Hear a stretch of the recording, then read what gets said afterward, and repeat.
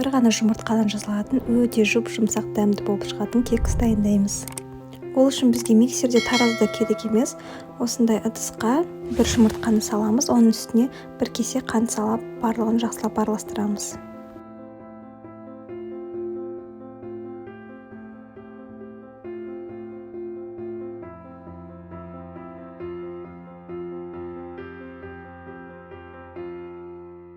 Одан кейін оның үстіне бір кесе сүт құямыз, бір кесе сұйық май құямыз, жақсылап араластырамыз.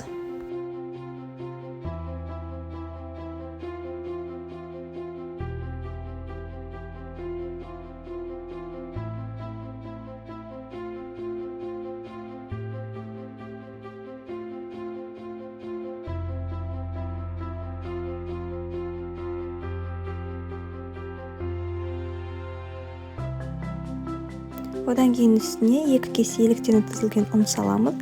Одан кейін бір пачка разрыхитель қосып, барлығын жақсылап араластырамыз.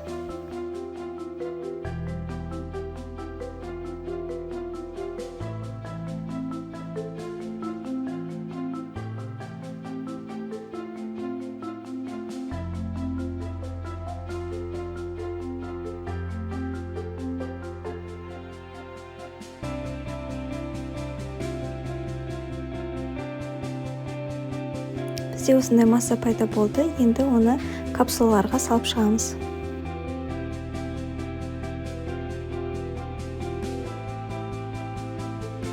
Осындай капсулаға 2 шай қасық тестан саламыз, немесе 1 столовая ложка тестан салып, үстінен өзіңіздің қалаған начинкаңызды саласыз.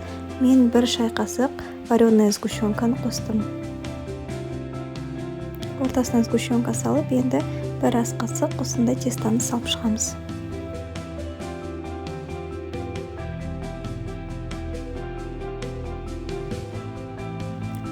градуста қызып тұрған пеште шамамен 20-25 минутта пісіп шығады.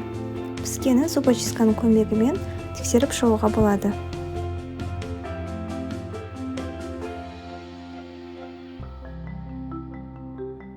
Қаласаңыздар, начинкасыз да дайындауға болады. Өте жұмсақ, дәмді болып шығатын кекстарымыз дайын болды. Міндетті түрде дайындауға кеңес беремін, өте қатты ұнайтынына сенімдімін. Тез әрі оңай жасалатын рецепттің бірі күнделікті қолданылатын ингредиенттерден жасалады.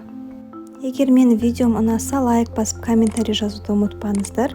Қоңырау белгісін басып, менің каналыма жазылып кетіңіз. Осы видеоны жақындарыңызбен бөлісіңіз.